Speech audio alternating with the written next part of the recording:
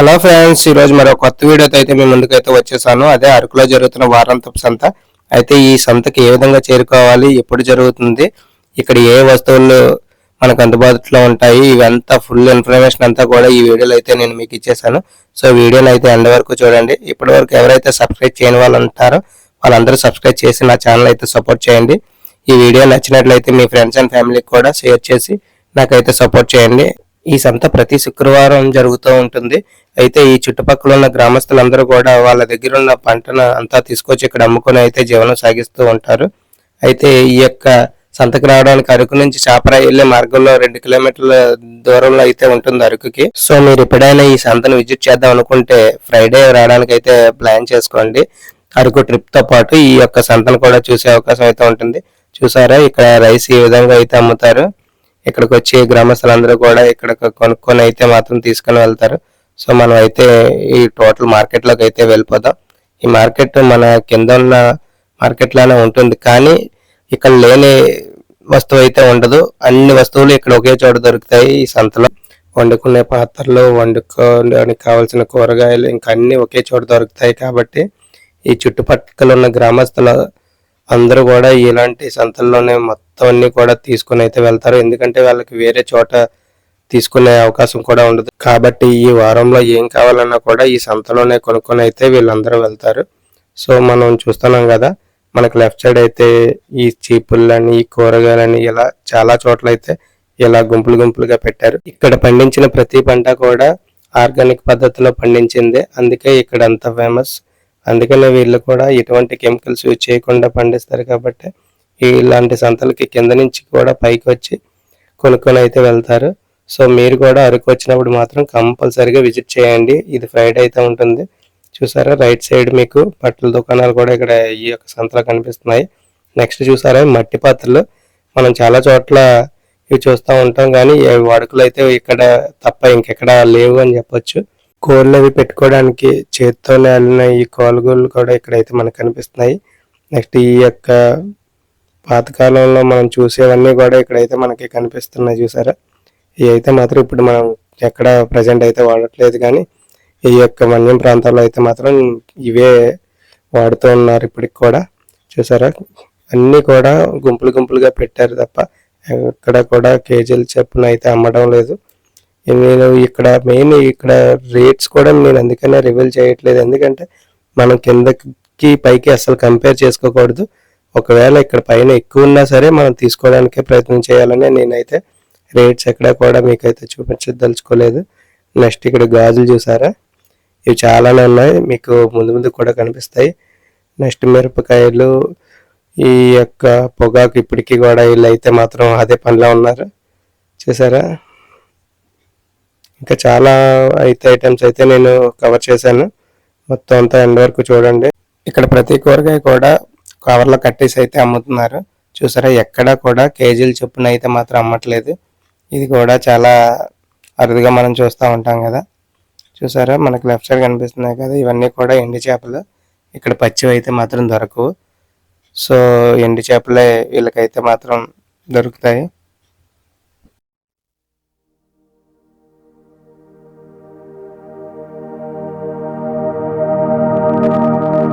ఇక్కడ చూసారా, పిండి వంటలు అయితే మాత్రం చాలా ఎక్కువ ఉన్నాయి. నెక్స్ట్ ఇక్కడ స్పెషల్ ఏంటంటే లైవ్ లో వేసిస్తున్నారు. మనం ఏంటంటే ఇవి కావాలంటే యాక్చువల్గా ఆర్డర్ పెట్టుకుంటాం కదా, వాళ్ళు ఎలా చేస్తారో తెలియదు, కానీ ఇక్కడైతే మాత్రం లైవ్ లోనే అమ్ముతున్నారు. చూసారా, ఆ బ్యాక్ సైడ్ అక్కడే రెడీ చేస్తున్నారు, ఇక్కడ డైరెక్ట్ గా అమ్ముతున్నారు. ఈ జంతికలు, పొంగడాలు, నెక్స్ట్ ఈ అరిసెలు, ఇలా చాలా అయితే మాత్రం మనం ఇక్కడ ఐటమ్స్ అయితే చూడొచ్చు. చాలా బాగున్నాయి టేస్ట్ అయితే మాత్రం.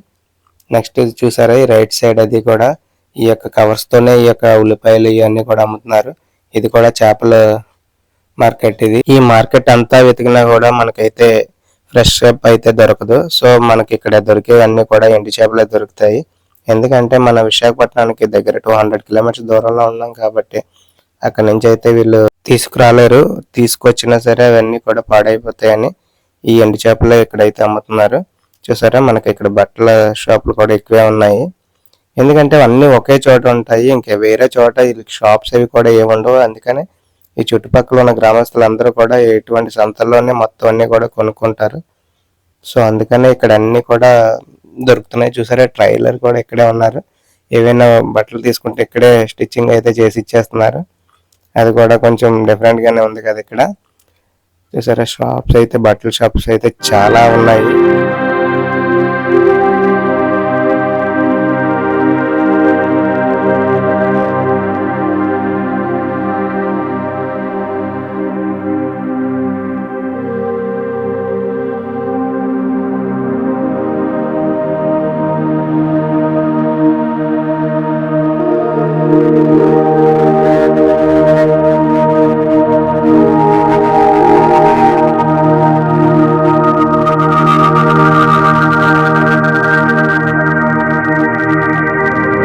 లేడీస్కి కావాల్సిన ఈ యొక్క ఐటమ్స్ అన్ని కూడా చాలా ఎక్కువే ఉన్నాయి ఇక్కడ. చూసారా, ఈ గాజులు అయితే మాత్రం ఇంకా చెప్పక్కర్లేదు, చాలా ఎక్కువ షాప్స్ అయితే ఉన్నాయి.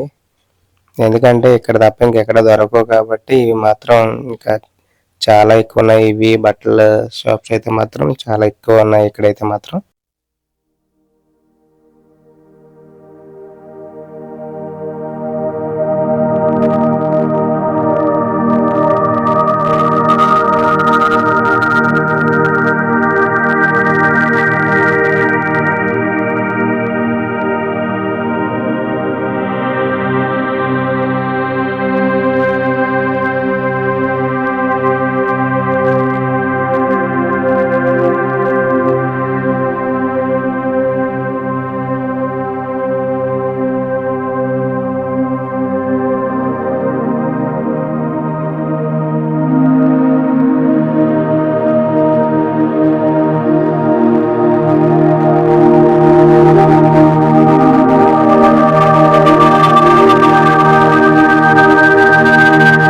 కూరగాయలతో పాటు ఈ మిరపకాయలు, ఎల్లుల్లిపాయలు ఇలా చాలా వస్తువులు అయితే మాత్రం ఇక్కడ చాలా ఎక్కువగా అనిపిస్తాయి. ఎందుకంటే ఇక్కడే పండించినవి కదా, సో అందరూ ఇక్కడే అమ్మడానికి అయితే తీసుకొస్తారు. ఇది ఏంటో మీరు ఒకసారి గెస్ట్ చేసి అయితే కామెంట్ చేయండి.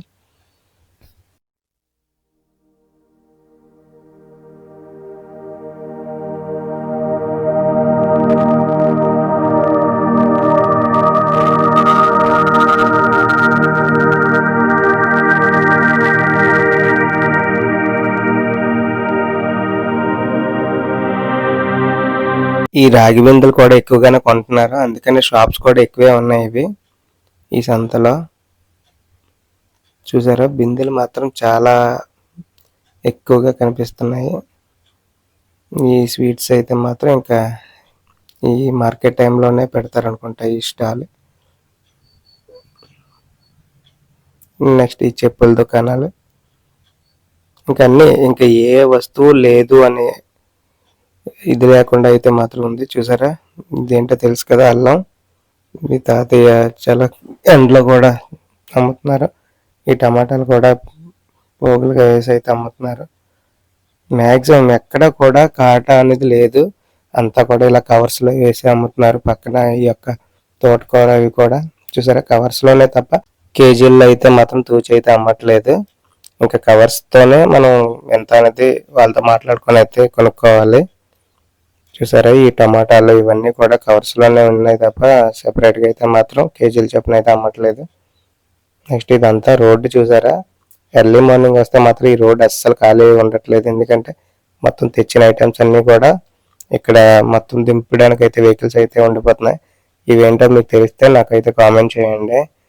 చాలా మొత్తం అన్నీ కూడా ఇలా కవర్స్లో పెడుతున్నారు, నాకైతే వాటి పేరు అయితే తెలియదు. నెక్స్ట్ ఇవేంటంటే చీపుర్లు. ఇక్కడ ఈ కొండ చీపుర్లు మంచి ఫేమస్ అంటారు. ఇక్కడైతే సింగిల్స్గా అమ్ముతున్నారు, కానీ మ్యాక్సిమం అందరూ కూడా ఒక 10-15 అంత కట్టి అమ్ముతున్నారు, సింగిల్గా అయితే ఇవ్వట్లేదు. ఎవరైనా ఒక 3-4 మెంబర్స్ వెళ్తే సెపరేట్ చేసి అయితే తీసుకోవడానికి అయితే ఛాయిస్ ఉంటుంది. నెక్స్ట్ ఇప్పుడు మీకు చూపిస్తున్నాను కదా, ఇవే అడ్డపిక్కలు అంటారు. ఇవి తింటే చాలా మంచిదంట. సో మీరు వస్తే మాత్రం ట్రై చేయండి, చాలా బాగానే ఉంటాయి అవి కూడా. నెక్స్ట్ మనం ఫైనల్గా అయితే మాత్రం మనం అయితే రిటర్న్ అయితే వెళ్ళిపోతున్నాం. చూసారా, రైట్ సైడ్ ఎన్ని ఉన్నాయో ఇవన్నీ కూడా ఈ మార్కెట్కి వచ్చినవే. బల్క్లో ఇలాగా కొనేసుకొని ఈ యొక్క మార్కెట్ లోపల అయితే మాత్రం ఉంచుతారు. ఈ డే అంతా ఉంటుంది కాబట్టి మార్కెట్, సో అలా వస్తూనే ఉంటాయి, అలా వెళ్తూనే ఉంటాయి. కిందకైతే మాత్రం ఇలాంటి వెహికల్స్లో అయితే తీసుకొని వచ్చి మన కిందన కూడా కొంచెం రేటు ఎక్కువగా పెట్టి అయితే అమ్ముతారు. సో అది కూడా గుర్తుపెట్టుకోండి. ఈ నెక్స్ట్ 10 days అంతా కూడా అరకు ఎలా ఉంటుందో అనేది అయితే నేను షూట్ చేశాను. సో మస్ట్గా చూడండి, ఎందుకంటే అందరూ వింటర్ చూపిస్తారు. ఈ వేసవికాలంలో కూడా అరకు వెళ్ళొచ్చా లేదా అనేది అయితే మాత్రం నా వీడియోస్ అన్నీ చూస్తే మీకు అర్థమైపోతుంది. అరకు వేసవికాలంలో ఎలాగ ఉంటుందని మీకైతే క్లియర్గా చూపించాను. వీడియోస్ అన్నీ కూడా చూసేసేయండి.